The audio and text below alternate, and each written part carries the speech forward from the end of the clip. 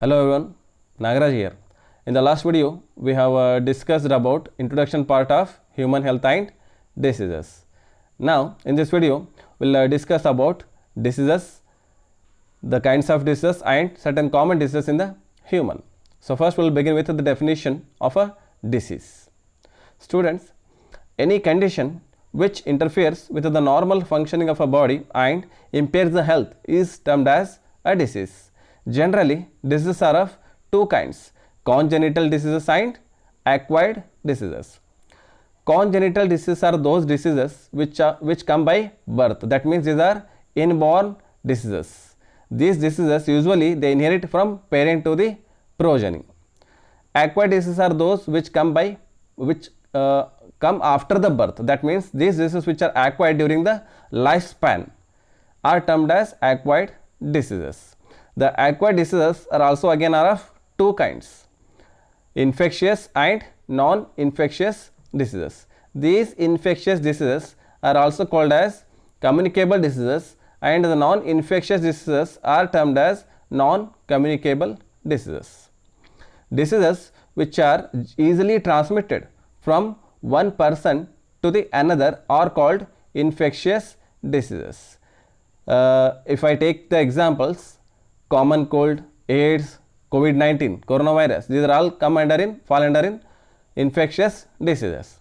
And the diseases which are not transmitted from one person to the another person are called non-infectious diseases or non-communicable diseases. Cancer is the best example for non-infectious diseases. Now we'll discuss certain common diseases related to the human. Organisms belonging to bacteria, viruses, fungi, protozoan, helminthes, etc. could cause diseases in human. Such disease causing organisms are called pathogens. So now we'll discuss typhoid, which is the very most common diseases in the human.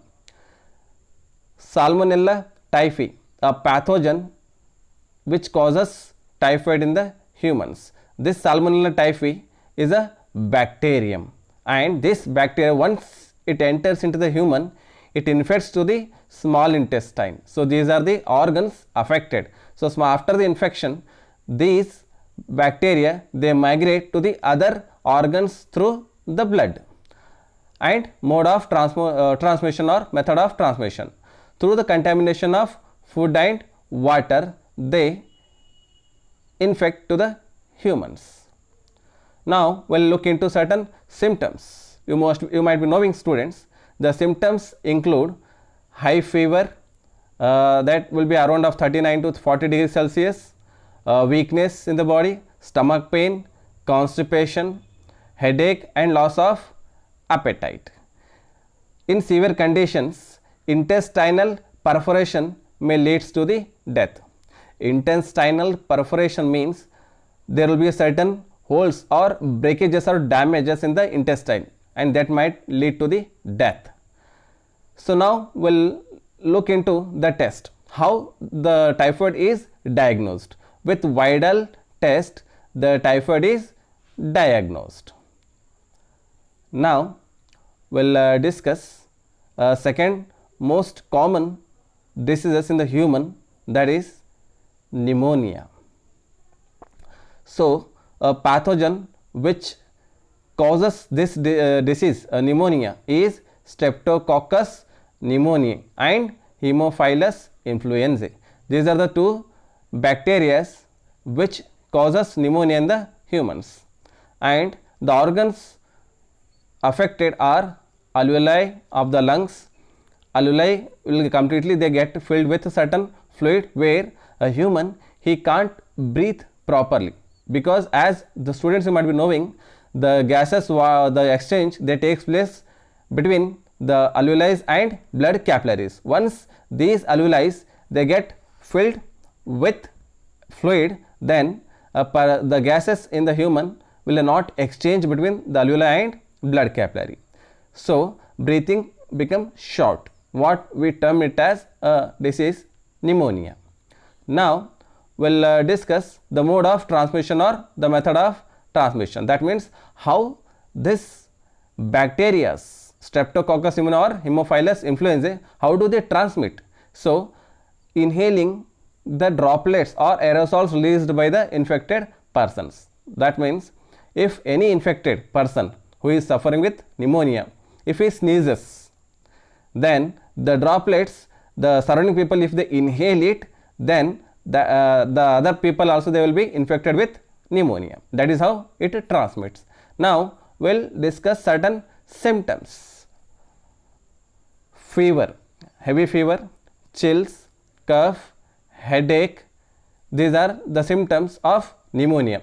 In severe cases, the lips and fingernails turn grey to bluish color. It is in severe cases. Now we'll discuss the third common disease in the human, and you are most familiar with it, that is common cold. And the pathogen which causes this common cold is of rhinoviruses. Yes, these are the viruses which causes a common cold in the human, and these infect to the organ of nose and respiratory passages. So how do they transmit? So mode of transmission or method of transmission. So direct inhalation of droplets from infected person. It might be through the contaminated of objects like pen, books, cups, computer keys, mobile, many more, etc. Then symptoms. The symptoms includes nasal congestion, where we feel difficult to inhale.